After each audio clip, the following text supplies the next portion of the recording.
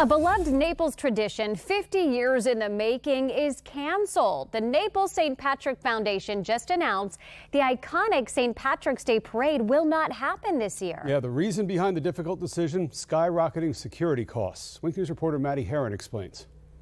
Naples City Hall is where this year's St. Patrick's Day Parade route was supposed to end. Instead, parade organizers tell me that what happened inside here on Wednesday is why the show stopped before it could get started. The Naples St. Patrick Foundation announced the parade is canceled on Facebook Wednesday.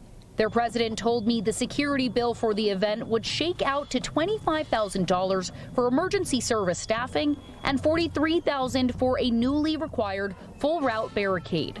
She tells me that is thousands higher than the year before and something her small volunteer-based nonprofit cannot afford. When Naples St. Patrick Foundation asked the city council to waive the security fees Wednesday, the council declined their request. I reached out to the city of Naples about these costs, and I'm told their staff is looking into my questions. In the meantime, I sat down with Dale Mullen of Warriors Homes of Collier.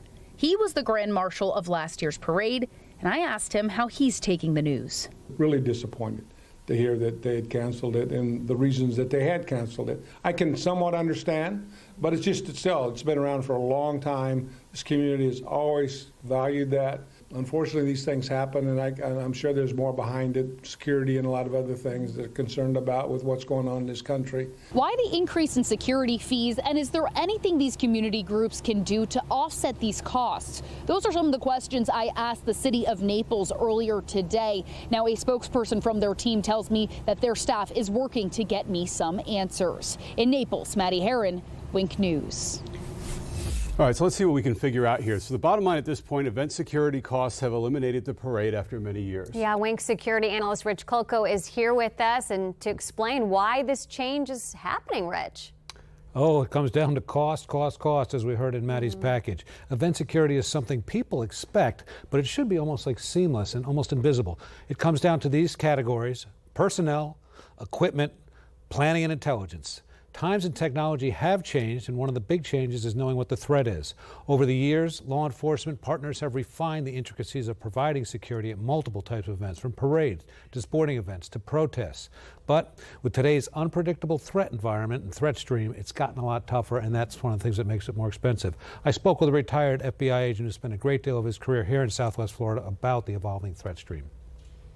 Technology has increased the possibilities in that those who want to do harm have different attack points, such as drones, such as homemade bombs.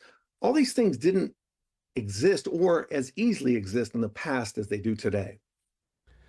And we've seen law enforcement add technology as well. Is that adding to the costs? Absolutely. We've seen from all our sheriff's department, police departments, they've added drones, robots, new communications. We've seen new vehicles, and those improvements are very helpful protecting the area. A lot of new equipment, but it's expensive for police departments, and they need to buy this, train with it, and maintain it. But the important thing is they do have to use it.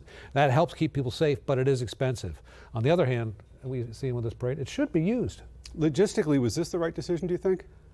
Listen, there's a threat stream out there for every event. I don't want to make it sound like there's something, for this particular parade, but law enforcement's very good at mitigating it. I don't have access to that information or intelligence, but it is tough to say. We see that cost go from $4,000 to $40,000 over 10 years.